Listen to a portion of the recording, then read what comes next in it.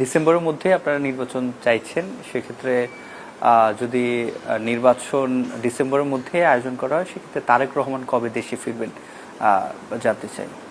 না, আমি ততটুকুই জানি যতটুকু বাকি সবাই জানেন।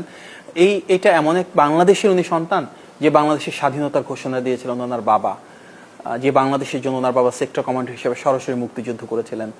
উনি এখানকার সেনা প্রধান ছিলেন, নির্বাচিত রাষ্ট্রপতি ছিলেন।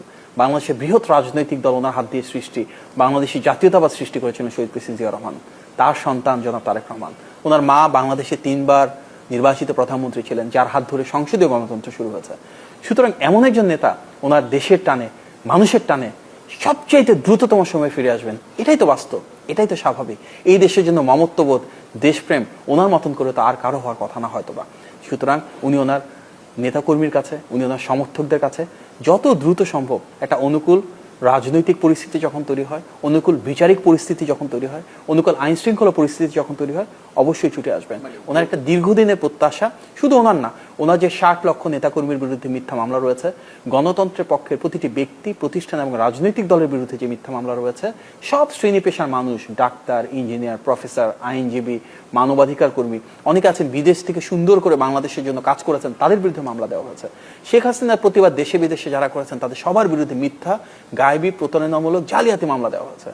ওনাদের প্রত্যেকে যেন এই অবিচার থেকে নিস্তার পায়, প্রত্যেকে যেন মামলা প্রত্যাহারের মাধ্যমে আবার সুষ্ঠু, সুন্দর, স্বাভাবিক জীবনে ফেরত আসে, সেটাই কিন্তু তারেক রহমানের প্রধান অগ্রাধিকার। কারণ উনি শুধু বিএনপি না, বাংলাদেশের সকল গণতন্ত্রকামী মানুষের প্রতিনিধিত্ব করে নেতৃত্ব দিয়েছেন। সুতরাং উনি চান শুধুমাত্র উনি মুক্ত হয়ে গেলেন, বাকি অনেকেই মুক্ত হলেন না, সেই বাংলাদেশে না, যে বাংলাদেশে সবাই সত্যিকার অর্থে মুক্ত হবে, স্বাধীন দেশে স্বাধীন নাগরিক হবে, উনি সেই বাংলাদেশে এসে অবশ্যই গণমানুষের নেতৃত্ব অন দ্য গ্রাউন্ড দিবেন। যেভাবে গত দীর্ঘ সময় ধরে সারাটা দিন আমরা দেখেছি উনি ঘুমের বাইরে যতক্ষণ জাগ্রত থেকেছেন, এই বাংলাদেশের মাটি মানুষের সাথে সম্পৃক্ত ছিলেন, তৃণমূল থেকে সর্বোচ্চ পর্যায় পর্যন্ত প্রত্যেকটা শ্রেণীর এবং পেশার প্রত্যেকটা ডেমোগ্রাফির মানুষের সাথে সম্পৃক্ত ছিলেন।